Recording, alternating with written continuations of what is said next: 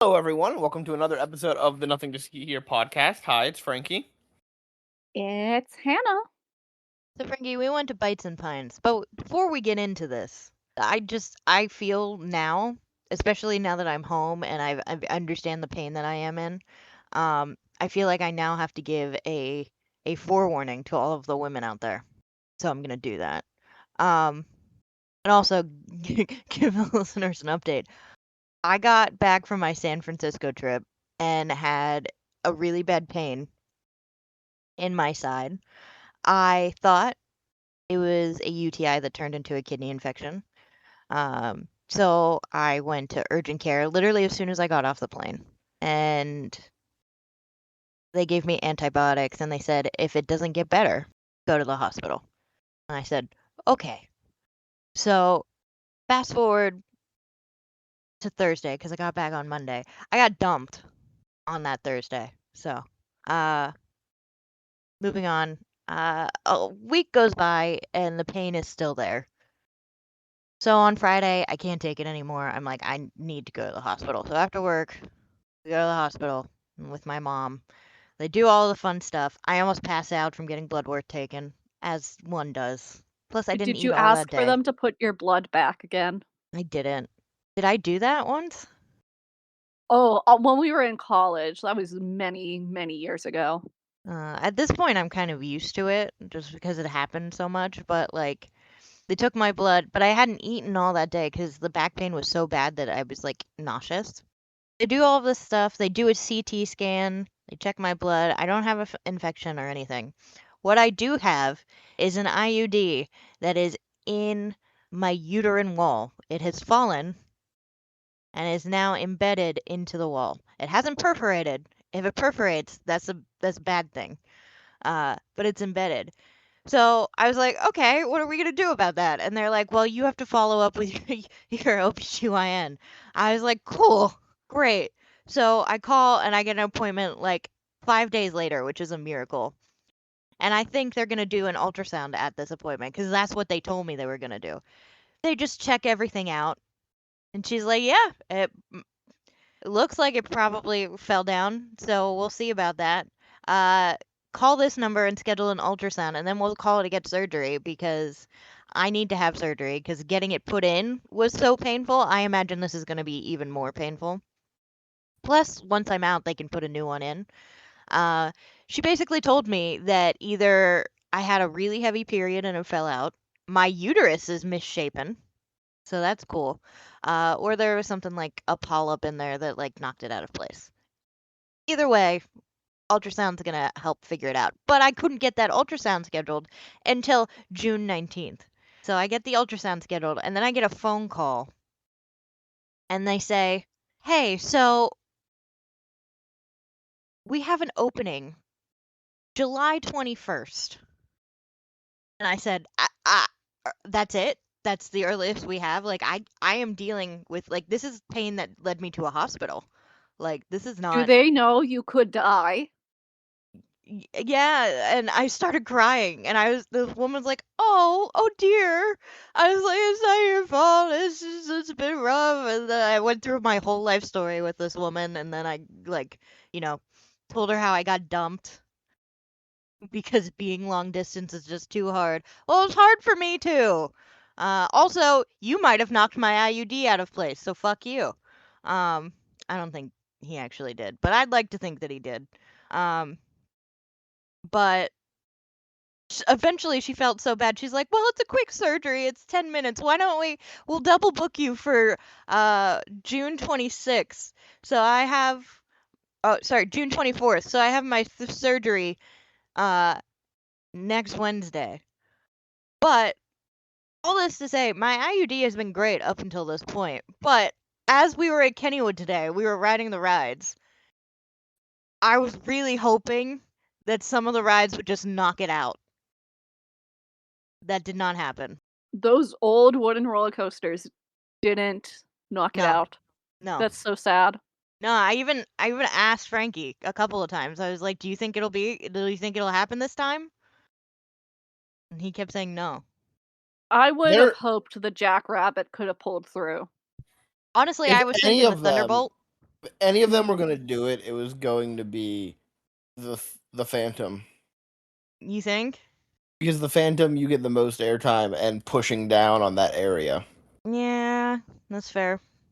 Yeah, I didn't do it, and I drugged myself up before we went. So now that my drugs have worn off, I'm in pain.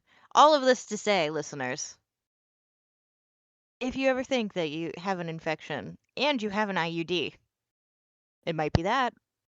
Um, aside from that, now, we were in Kennywood. We finished the Bites and Pints. We Now, almost finished the Bites and Pints. well, you didn't want to do Cuba. I even asked. No, that's not the problem. The one thing I was looking forward to two things today, and one of them they didn't have. Yeah. So we skipped Cuba because they had the exact same thing as last year. Yeah, Literally, they have the exact same. all the three things are the exact same. I think even the pints are the same.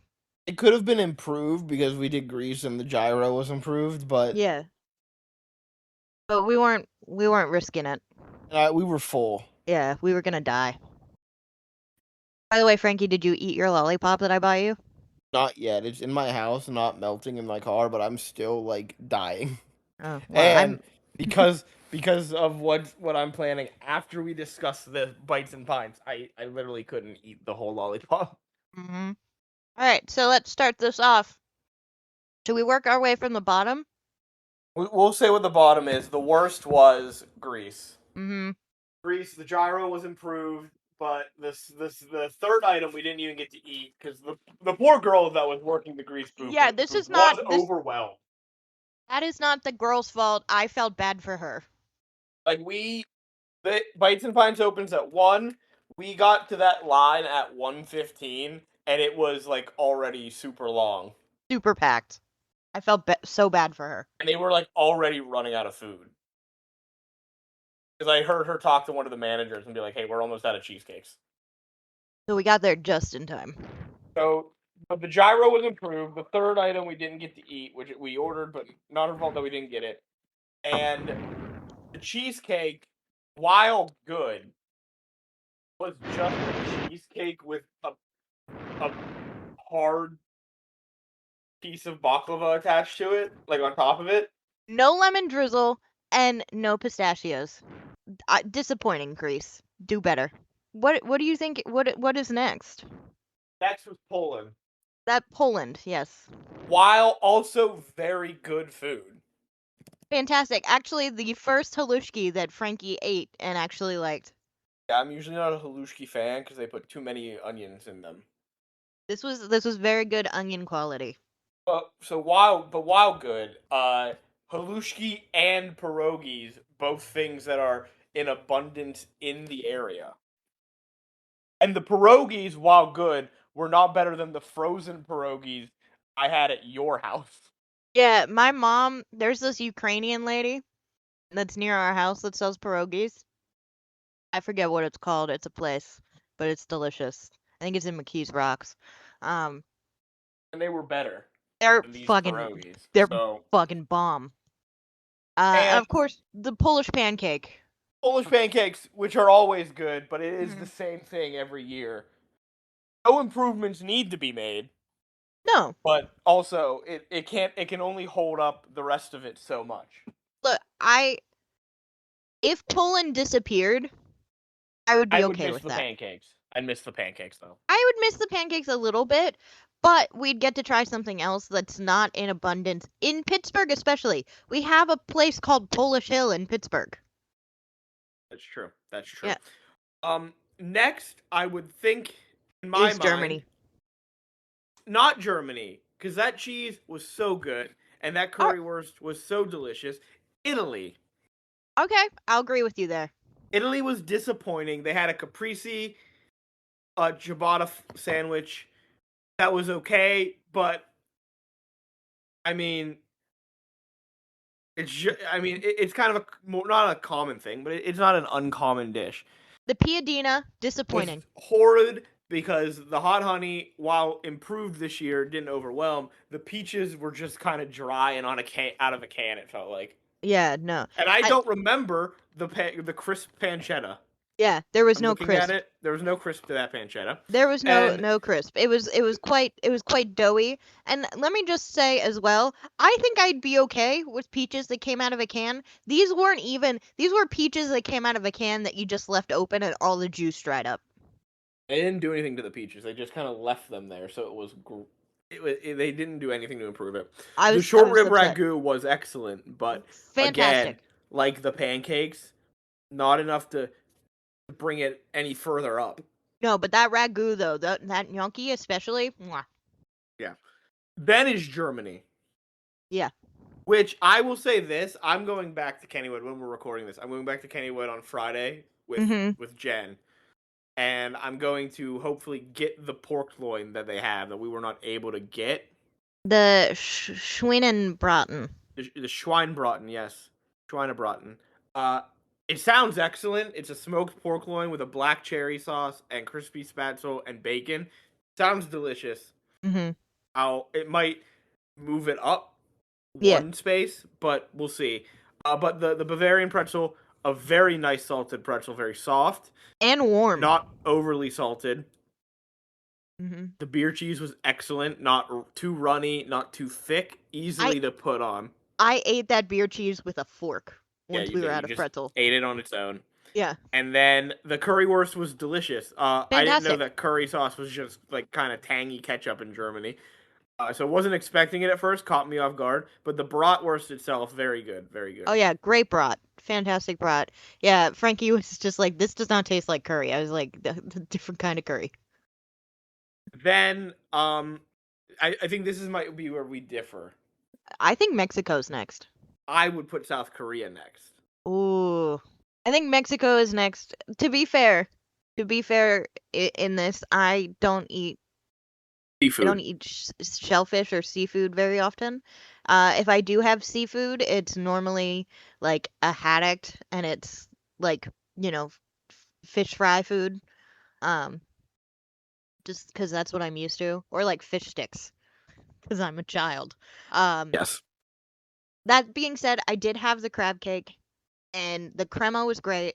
The green onions were great. The corn was great. Even the crab cake was not bad. The only part of the crab cake that I didn't like was the crab itself. So I did not have the shrimp. The shrimp taco. The shrimp taco was my second favorite bite of everything. It was so good. Wow. That's saying something. It was amazing. They had like a perfect char on the shrimp with the seasoning. It had the corn in it. It had cojita cheese. It had a chipotle crema. It was amazing.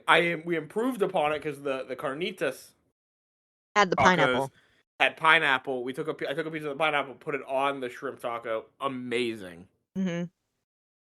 Truly amazing. So I mean, it's Mexico and South Korea are close to me, but I would put South Korea above Mexico or below Mexico. Mm-hmm. I would put it above. That's fair. That's fair. Yeah. My issue was just like in South Korea, the dumplings were not as good as I wanted them to be. Yeah, but like, they were great, but like the sesame chili oil didn't really pop.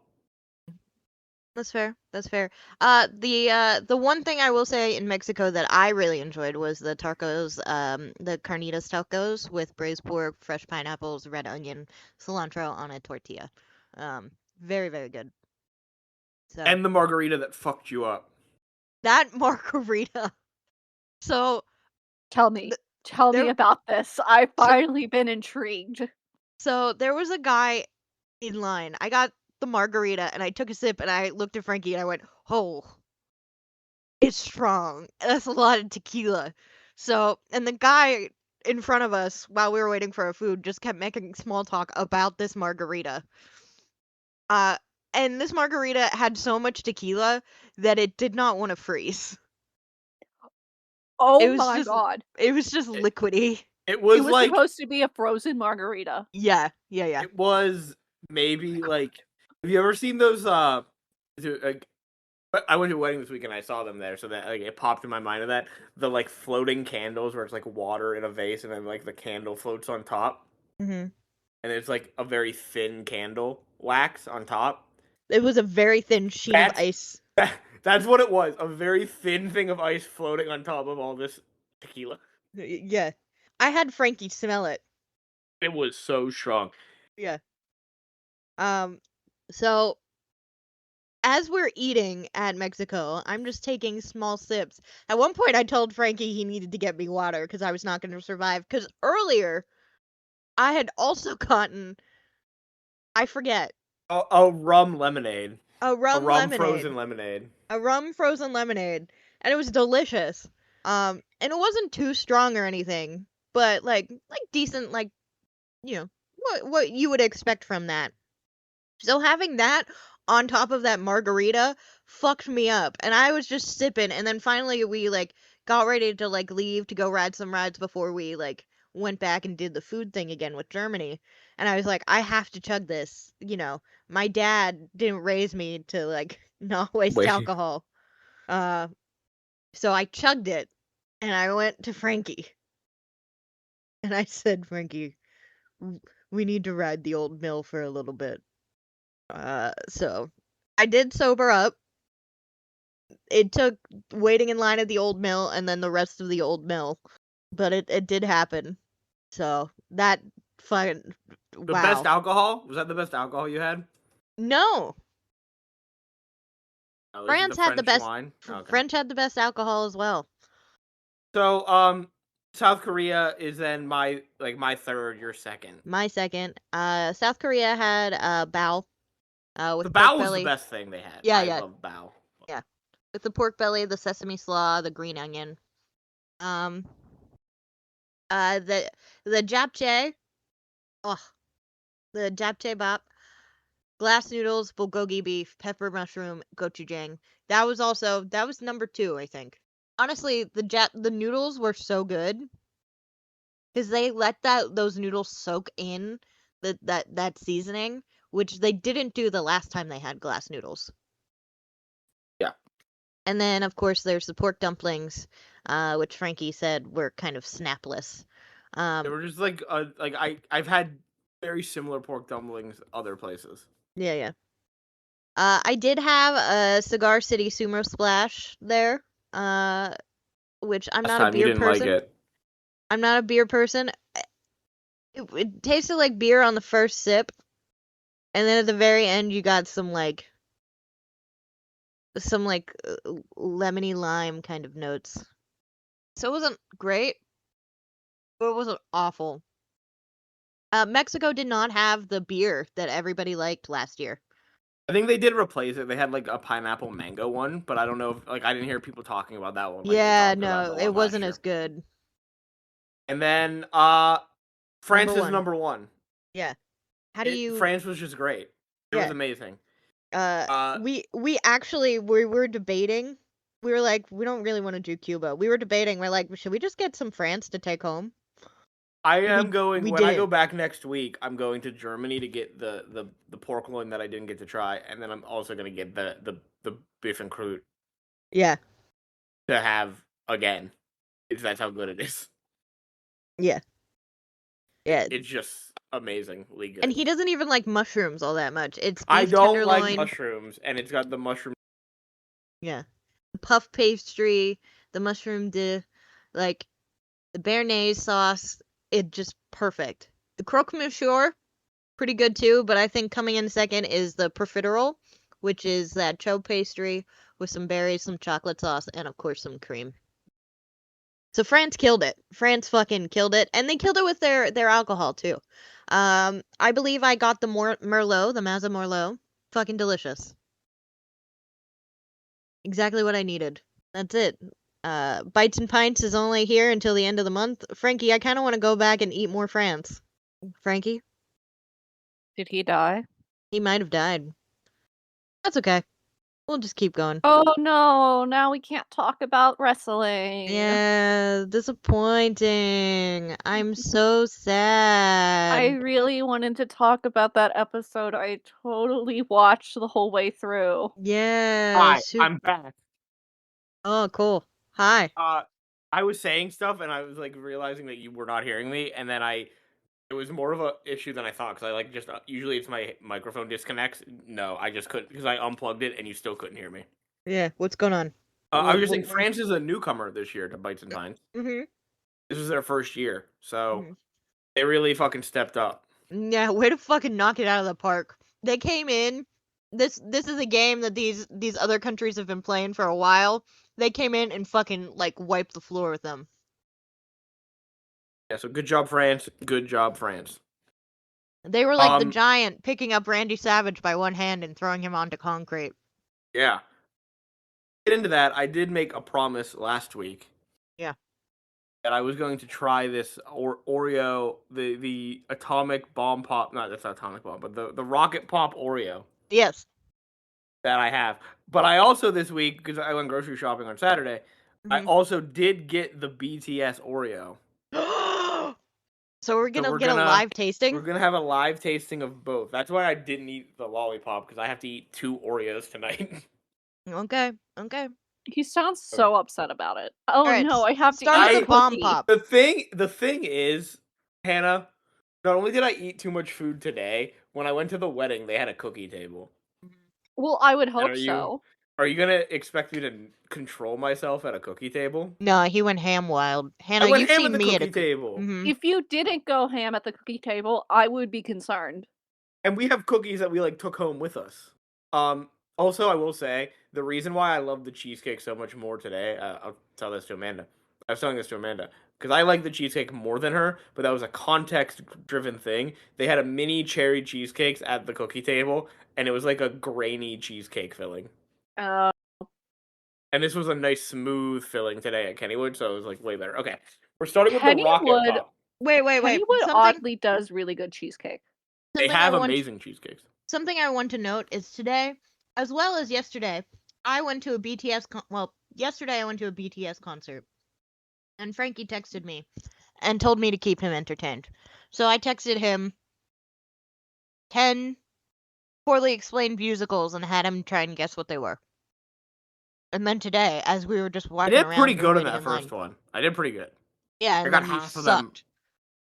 Yeah. You sucked the rest of the day today. There's a lot of musicals I just don't know. Mhm. Okay, so the rocket pop, the bomb pop is first. It is Mhm. cherry, lime, and blue raspberry in a golden Oreo. It's not awful, but I definitely don't like it. We'll see. We'll see. I will eat the whole box. I'm not gonna waste it. If you don't Okay, like the BTS ones, I will eat the rest of the box. Okay, it's very weird. Mm-hmm. It does taste like a rocket pop. Yeah, it does. They fucking nailed it. Yeah. No, the taste is. It just doesn't seem like it should be in cookie form. Well, no, because it should be icy. Right. It Or should be refreshing. liquidy. Yeah, it should be refreshing. There's a lot of drinks that do this too, and I love the drinks that do it. Mm-hmm. One of my favorite liquid IVs is the bomb pop one.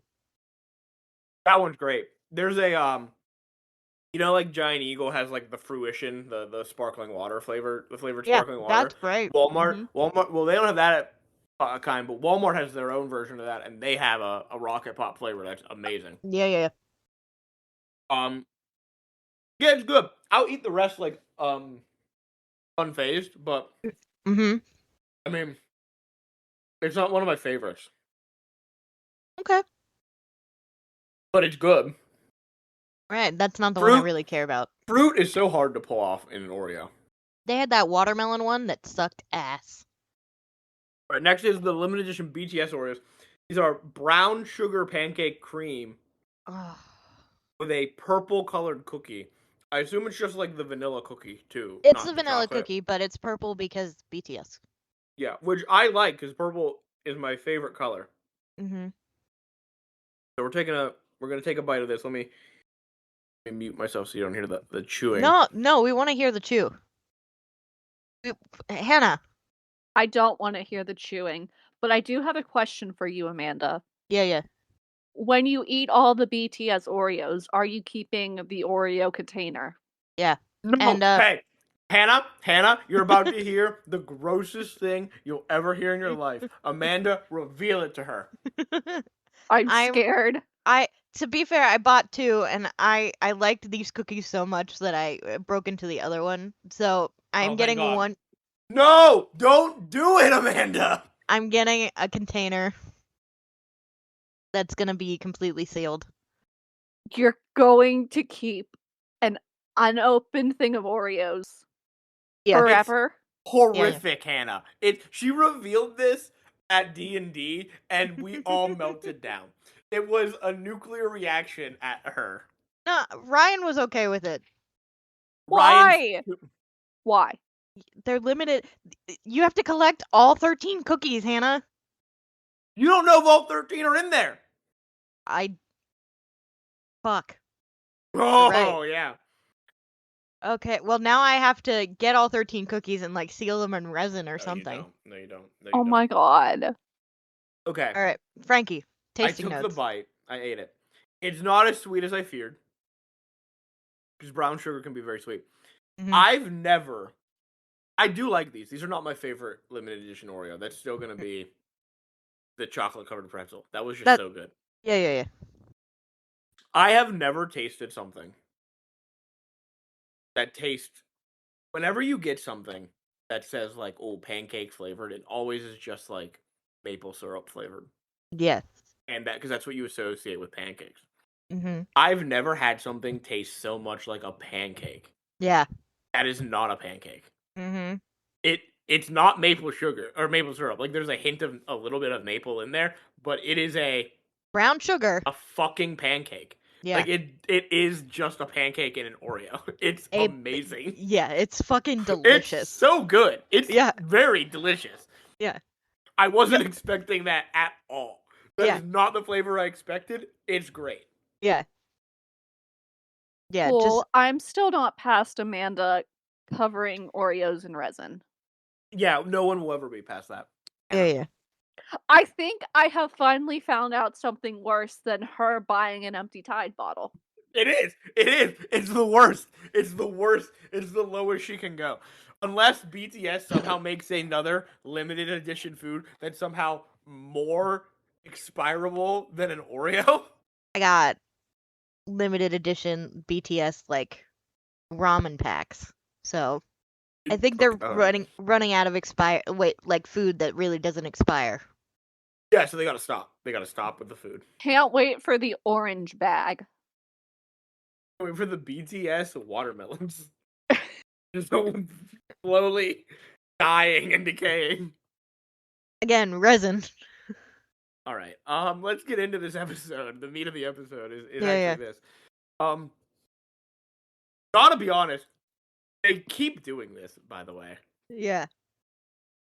They give us a pay-per-view and then a pretty nothing episode of Nitro. I actually was very interested in this for some reason. This actually captured my attention. Interested in some of the storylines, and the storyline beats were good, but the wrestling was like very much second. What are you talking about? Bull Nakano showed up. Who? Bull Okay, Bull Nakano's match was great, but it's also like very short. Also, it was just like a repeat of matches from the pay-per-view. Yeah, so this is the November 27th, 1995 Monday Nitro, live from the Salem Civic Center in Salem, Virginia. I do not have attendance numbers, and there's like a big swath of these that attendance numbers are just impossible to find, which is where we're at now. But I will say, this is the only episode of Nitro that is held here ever, and it's the only wrestling show that's ever held here until 2008.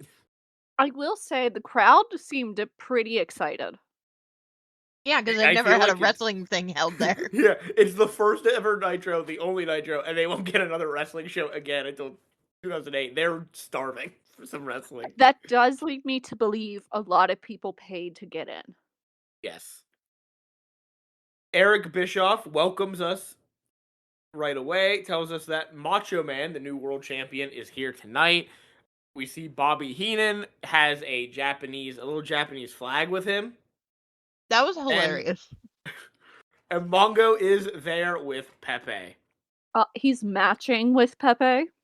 Yet again, animal print Mongo with animal print Pepe. I was gonna say, it's animal print. They don't have the same animal print. No, they're complementary. They're not matching, I should say. But again, proving that Mongo is styling his outfits to go with Pepe's outfits now. He knows what the people want. Mongo was hilarious tonight, by the way. He And- actually said a joke that made me laugh so hard. Even Eric Yeah. is complimentary of Pepe because he introduces Mongo and Bobby and then says, and of course, we have Pepe. So, Pepe is the only one who matters. Eric Bischoff takes us back to World War III and shows us the opening promo where Hogan goes back to the red and yellow, and we get to see Sting start that trash can fire that was way bigger than they expected. And like Hannah said, our first match is a rematch between Johnny B. Bad and DDP for the television title. This had me on the edge of my seat. This is such a good storyline segment. Hey, look, if you guys want to see a match, you won't. You can't actually ever see the match happening in the background. This match, all about the Diamond Doll. Good for her. Johnny B. Bad comes out and he has the title and the Diamond Doll. And Diamond Doll is holding a 10+ sign, looking super happy. Johnny B. Bad then starts pulling frisbees out of his robe and throwing them to the crowd. Where were they hidden? You don't want to know. He's also, Jesus, he's got the Bad Blaster back, which is the confetti gun. And he lets Diamond Doll fire it into the crowd. And then DDP comes out super depressed. Rubbing his face, doing the He's best got- he can, acting-wise. He's got He's no like muttering sunglasses. to himself. He He's got slapped no himself in the sunglasses. face a couple of times. No sunglasses, no cigar. Mm-mm. He's got a bouquet of roses, though. And he gives them to the Diamond Doll, and then he cheap shots Johnny B. Bad. And again, you can't see what's happening in this match because the camera is on the Diamond Doll the whole time. So we're really just going to talk about what she's up to.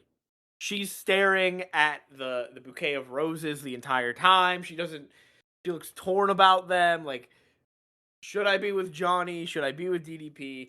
And then she feels something inside of the bouquet. She finds a metal chain in the flowers.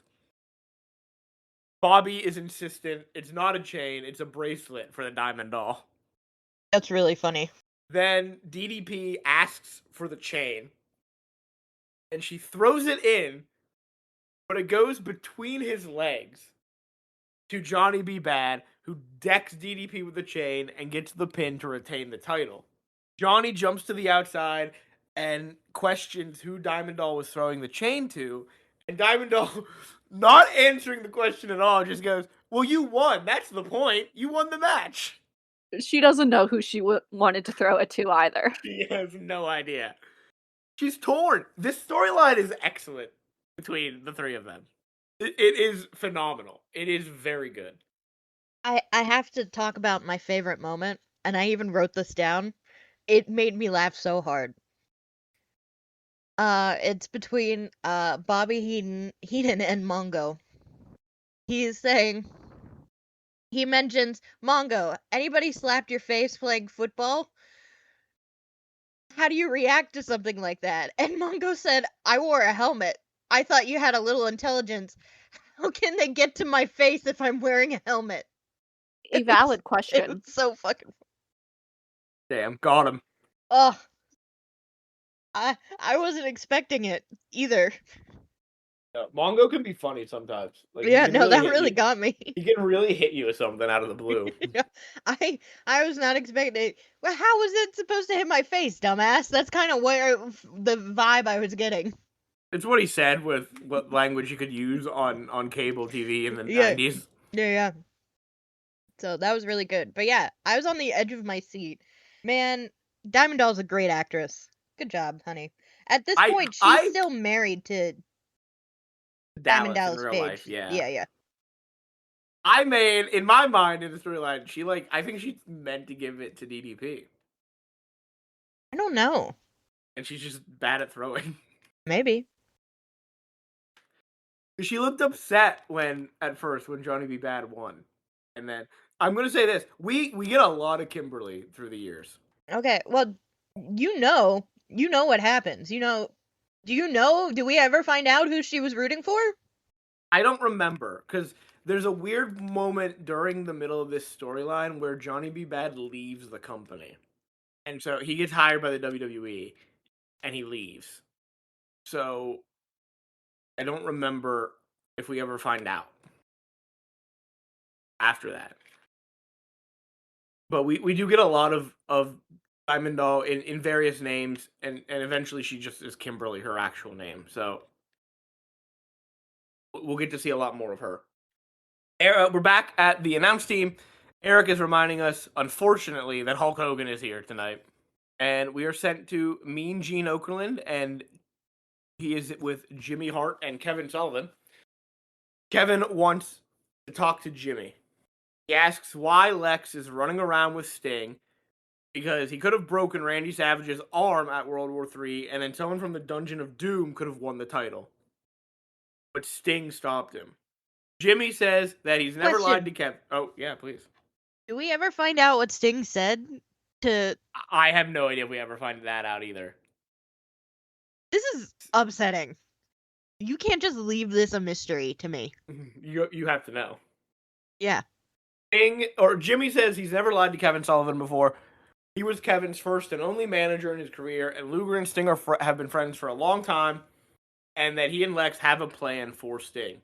What annoys me so much with this scene is that no one ever thinks about blocking. Jimmy Hart's back is to the camera the whole time. Uh-huh. And it's not just them, like, it's everyone in the company. They just, like, turn away from the camera. And then block half the screen. Sometimes, and I don't know if we've seen a lot of it yet, but we'll see it eventually. When they have, like, a bunch of chaos happening and the blocking's off, that's fine, because it's a chaotic scene. This is just three guys talking. And Kevin and Jimmy Hart is not only is his back to the camera, blocking Kevin Sullivan, so you can't see him, and completely blocking Mean Gene, so you can't see Mean Gene either. Do they not rehearse this? Oh, definitely not. Definitely not. Why do I hope and pray for these things?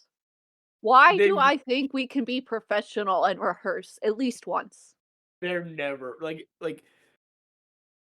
the only rehearsal that might happen is DDP and Randy Savage, who I don't know if it's rehearsal or not, but the two of them meticulously plan out their matches, like spot by spot.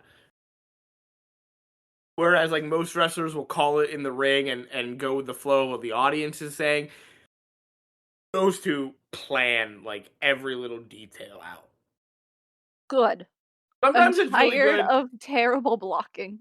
I will say, sometimes that's really good, sometimes it's bad. With the two of them, it is really good more often than not, because they both also are really in tune of, like, the audience is gonna like this, so it's fine.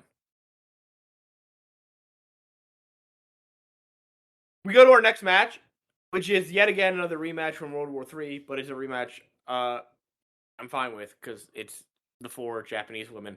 It's Cutie Suzuki and Mayumi Ozaki against Bull Nakano and Akira Hokuto with Sonny Ono. We find out tonight that Akira is related to Kensuke Sasaki, the current U.S. champion. And the match starts off pretty hot. It's Cutie and Mayumi taking out Akira with a double clothesline. By the way, these women are fucking gorgeous. Even Bull Nakano, I know her hair's up and everything, and she's supposed to look, like, aggressive, but underneath all of that, I looked at a picture of her. Her makeup is really cold, also. Yeah. I looked at a picture of her looking normal. They're all fucking gorgeous. Just to give you some, like, fun information about Bull Nakano, just, like, as a real woman. She started wrestling as a teenager. Like, when she was 15 years old, that's when she had her first match. And then, after she wrestled, so she started wrestling in 1983, and she retired in 1997 due to injuries. And then she, after retiring in 1997, became a professional golfer. That's a very hard left turn. Yeah. She's like a super cool.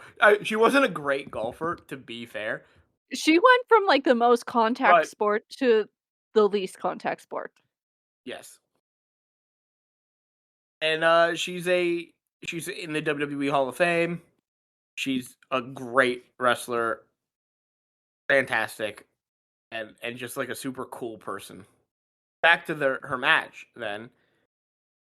After Akira's taken out, she quickly takes control, just starts choking Mayumi, and Bull comes in and just starts swinging Mayumi by her hair and throwing her around. Cutie comes in, hits a beautiful snap bridging dragon suplex. It's so cool. But Akira quickly takes control. Bull goes for the guillotine leg drop, but Cutie rolls away and gains control. And then her and Mayumi hit a double stomp from the top rope. Cutie goes for a sunset flip on Bull, but Bull just sits on Cutie. Akira takes both of them out with a top rope drop kick, both of the opposing team, hits a brainbuster to Cutie, and her and Bull get the win. Not as good as the World War III match, because it was a lot less time that they had to work, but still a great match, because they're all fucking fantastic. The vibes are immediately going to downshift, though, because now Hulk Hogan's up next. So let's all prepare ourselves for a downshift in the vibes. Hulk Hogan is going to be facing the newest Dungeon of Doom member, Hugh Morris. Oh, he's new. Yeah, he's new. Like fully new to the company. I mean, I think he's been around a little bit, but we haven't really seen him on Nitro that much. Okay, good, because I wrote I've never seen this man before in my life. He's never had like a prominent role of anything. You get the name though, because he's always laughing. So his name is Hugh Morris. Ha. Ha ha. Ha. Yeah. Look, guys, let's be honest. Let's all just be honest with each other. Hugh Morris isn't great at this, and no one cares about him. Hogan isn't great, and the fans desperately want to boo him. Yeah. Look, here's the thing that I was upset about when I saw it and I looked out at the crowd. I know it's been a while since y'all have had a wrestling event. A lot of red and yellow out there. And that was really disappointing for me as a That's Hulk such a Hogan weird. hater. It's such a weird disconnect though, because the boos are so loud when he comes out. A lot of that merch, the red and yellow, might be from when they were kids or younger, and they bought when he was in the WWE. Because you can't really see what if the merch is new Hogan merch or old Hogan merch. Anyway, the match isn't good. It's 2 minutes shorter than the women's match and feels an eternity longer. At one point, Hugh hits a moonsault. That's his finisher. It's the backflip from the top rope. It's called No Laughing Matter. But saying he hits his finisher is a generous turn of phrase, because he completely overshoots Hogan and lands face first on the mat. But Hogan sells it anyway, and then kicks out, hits the big boot and the leg drop. He wins. Who cares? We're back from break. Eric Bischoff tells us there's going to be an encore presentation of World War III. Don't watch it. We watched it for you. There was one great match. Two good matches. Three. And we literally just watched them again in this episode. There were 3 good matches, and one of them we didn't see a rematch. We didn't get a rematch of Sting Flair, but you know, the other 2 are in this episode. We're back with Mean Gene, and he's welcoming new World Heavyweight Champion Randy Savage, who is ecstatic to be the new World Champion. He says this is going to be a reign of terror. Odd thing to say. Odd choice of words. We got to, as we always do. Well, I was watching this, and Jen came into the room and saw Randy Savage and said, wow, he looks fantastic. So what do we think of the Macho Man's look tonight? I mean, it's fun. All of his outfits are fun.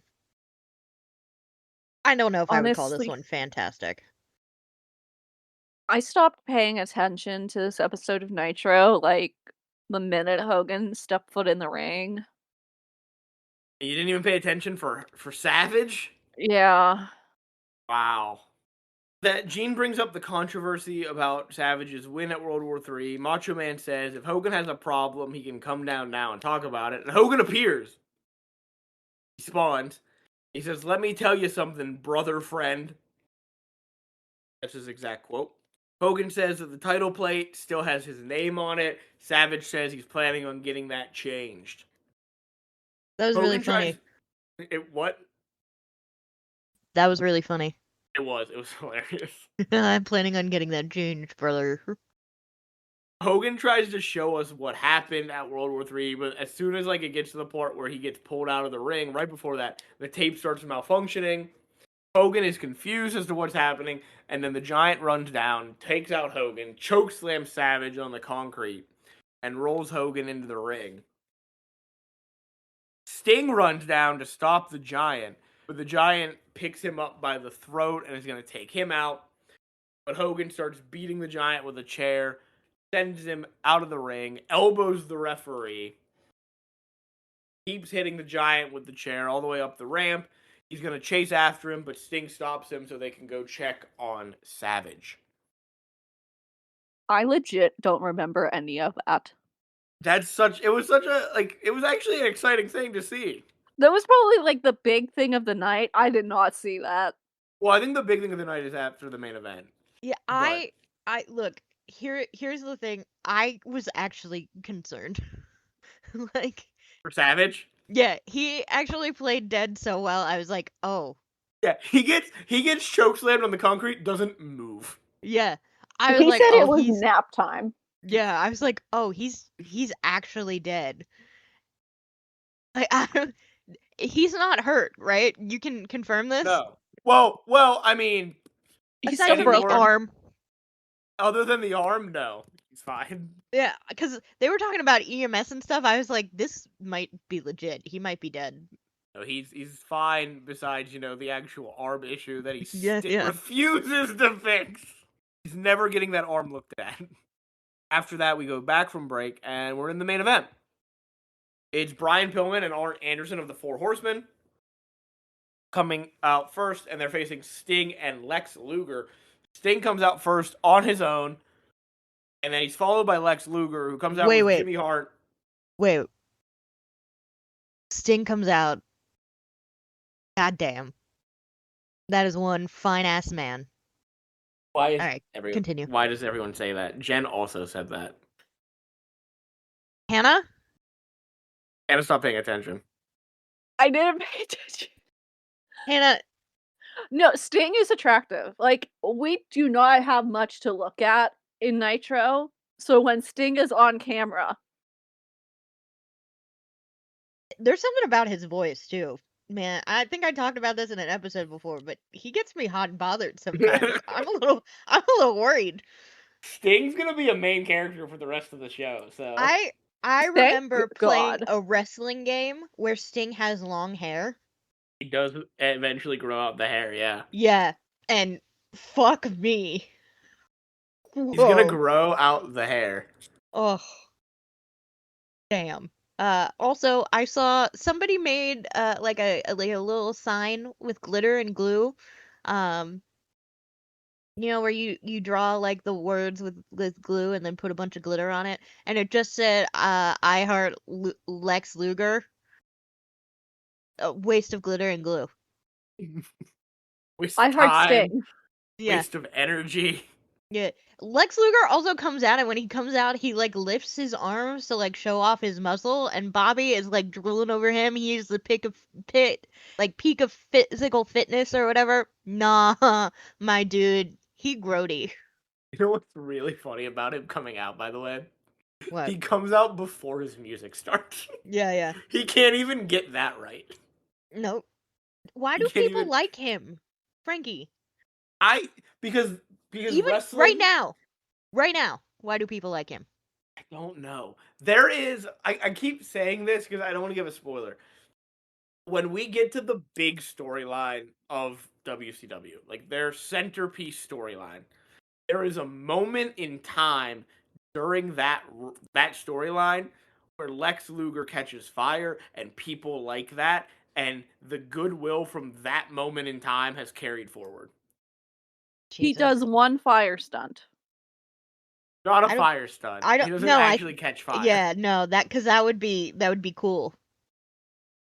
There's And there's he's a not cool. moment where He his character takes off. gets the push, he takes off, and it is people always cite it as a great moment. I don't know because I've never watched everything building up to it, so we'll see. When does this happen? Can you tell me like You- the year?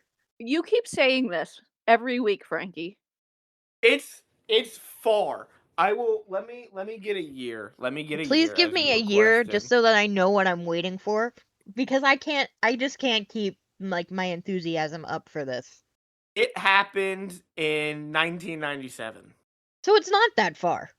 No, it's We in have 2 years. It's in August of 1997, so in less than 2 years. It's Are the we in moment that 95 he right now? breaks. Yeah. Oh, I but thought we we're were in almost 96. in 96. Yeah, we're in the next episode of Nitro will be the first episode of December. Okay. But yeah, there's this moment in time in August in July, August of 97 that he catches fire, and that has given a lot of goodwill towards Lex Luger. I'm Does sure. he beat up Hulk Hogan? I don't want to say who he beats up. I'm sure it's Does- Hulk Hogan.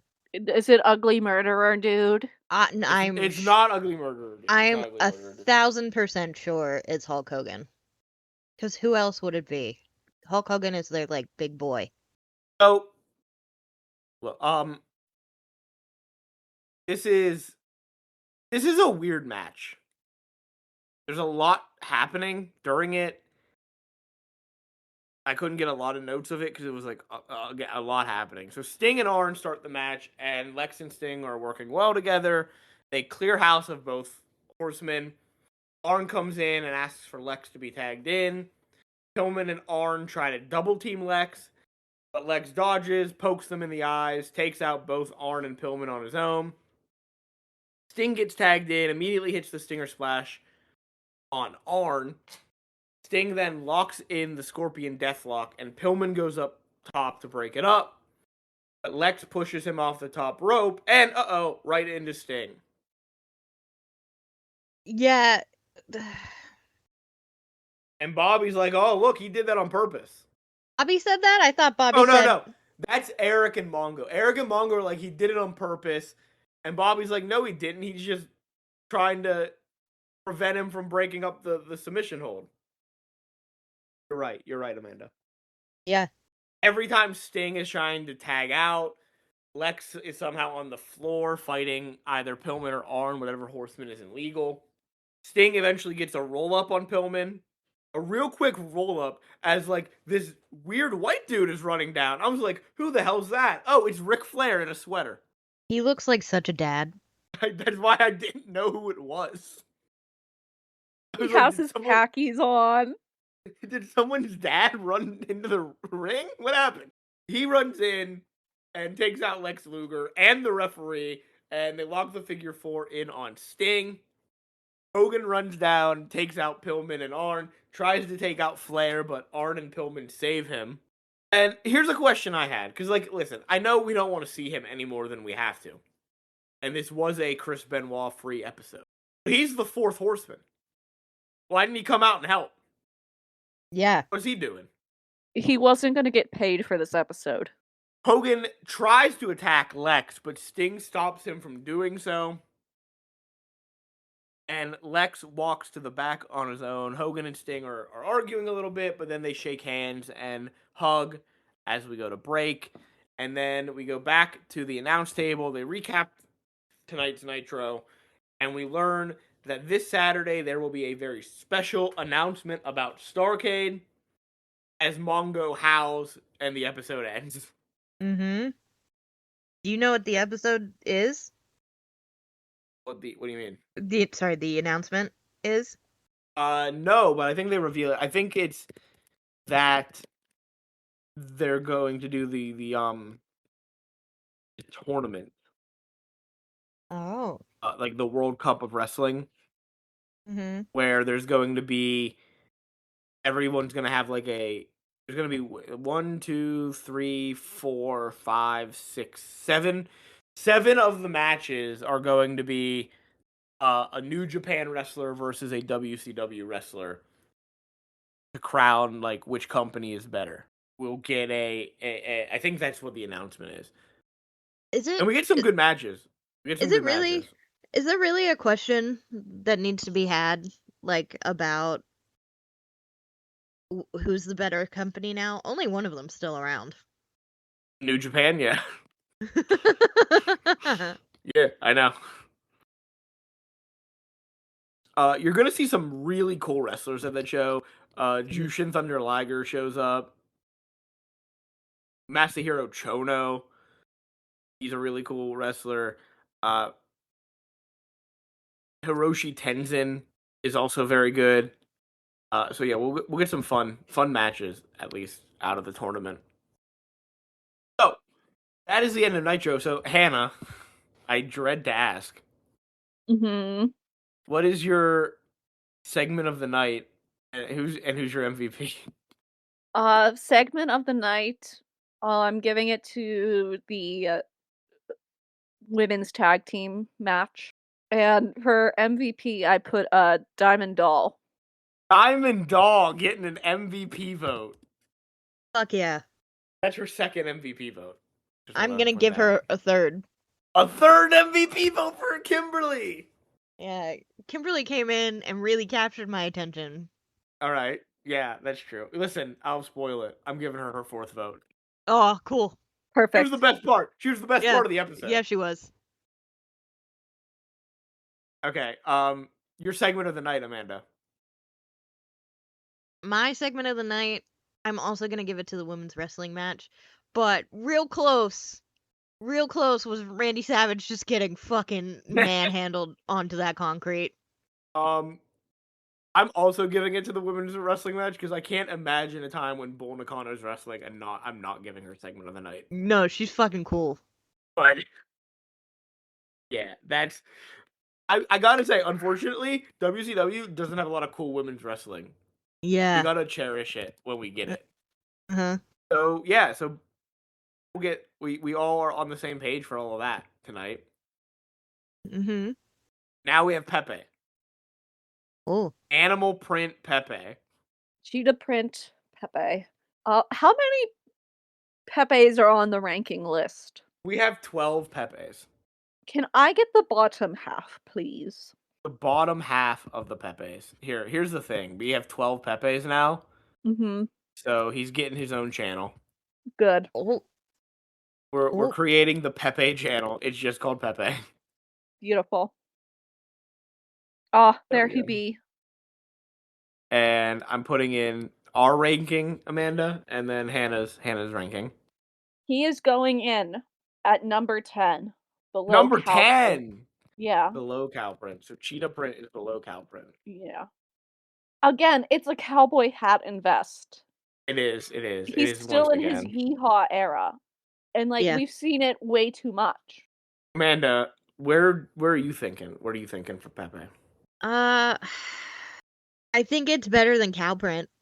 I do too. I think it's one better than cow print. Yep. But not better than Bandito Pepe. No. Which is, again, another variation of Cowboy Pepe. Mm-hmm. But, yeah. Alright, so we'll put him at number 9 then. Cheetah Print Pepe. And that is the end of this episode of WCW. Yay. Join us next month for more WCW. Join us next week. That's right, next week. For Scooby-Doo in Review. What are we talking about? Amanda's going to be guiding us through the second and final appearance of Tim Curry in Scooby-Doo. Yeah, I am. Oh, Is Scooby-Doo Curry's and the back. Goblin King. Yep. That's right. Tim Curry has returned. Oh, it's been so long. Mm-hmm. The podcast. Our third Tim Curry appearance on the show. Well deserved. Mm-hmm. Tim Curry appearance. Yep. That will be next week. Is there anything else People, what anyone would like to say? Anything else? Nah. Scooby Doo on Netflix is played by a real puppy. Oh, Oh, yeah, that. real puppy. Yeah, it looks cute. He looks cute, but like And- he's so also not a cute. Great Dane, More What are you importantly, What are you talking? Did you just say he's not a Great Dane? isn't he? That's a Great Dane puppy. Let me look. That's a Great Dane, Amanda. yeah, it's a Great Dane puppy.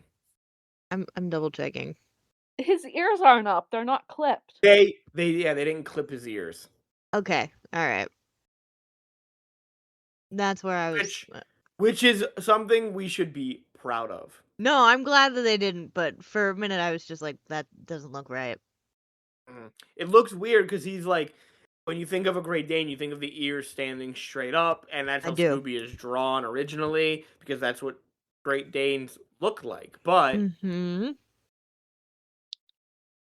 Scooby Doo is also like a deformed Great Dane. but it's also become way more way less acceptable to clip their ears, as it should be. Yeah. The same way it's become significantly less acceptable to declaw cats, as it should be. So, Anyway, the live action Scooby Doo is adorable. yes, he's very cute. Netflix, can we come to the premiere? I Yeah, want we're to the meet the only puppy. ones. We're reviewing every Scooby Doo. Come on, Netflix. I just We- want to come meet the puppy. We can be bought, Netflix. Yeah, we definitely can. We could give good reviews. We can be bought. We haven't been. No one's tried yet. But we could be. I could be bought for an hour of puppy playtime. Mm-hmm. We're cheap buys, apparently. I'm not that cheap. Yeah, I just want Amanda, You better wine and dine me a little bit, Netflix. Amanda and I will want to negotiate a little bit, but Yeah. And Hannah I will accept expect an hour of puppy playtime. a cookie table at the premiere. Yeah, a Pittsburgh cookie table. It has to say Pittsburgh cookie table on the table. Yeah, nothing It to could be all see here Scooby snacks. specifically. It could be all the different flavored Scooby snacks from Shaggy and Scooby Get a Clue. Mm-hmm. Let's not go with that one, but a Scooby snack cookie table. That's a good idea. Mm-hmm. All right, let's wrap this up as of recording. We're on YouTube and Spotify. If you're listening to us on YouTube, remember to like, comment, subscribe, hit that bell for notification so you know when each episode is uploaded. If you're listening to us on Spotify, remember to leave a rating and a review and follow the show. No matter where you're listening to us, remember to share the show with someone you think might enjoy what we are doing here, whether it's talking about wrestling, talking about Disney movies, talking about the BCU, or talking about Scooby-Doo himself. There's got to be something that you're going to enjoy. If you would like to send us an email where you could ask us questions, you could give us episode topic ideas, you could just give us some general commentary and thoughts about the show, you can send us an email over to Nothing to see here podcast at gmail.com. As always, here is spelled Hear. And if you would like to see some great artwork made by Amanda, some funny memes created by Hannah, and images of the things that we talk about on the episode, you can find all of that and more over on our Instagram page, which is, Nothing to see here pod. and as always, the Instagram handle and the email are in the episode descriptions. That is all of the business taken care of. So saying goodbye and good night, it's Frankie. It's Hannah. I'm gonna go eat some more BTS Oreos. Fuck yeah. Yeah, please eat them. Don't let them Yeah. get moldy. Shut up. All right, bye everyone. Bye. Bye.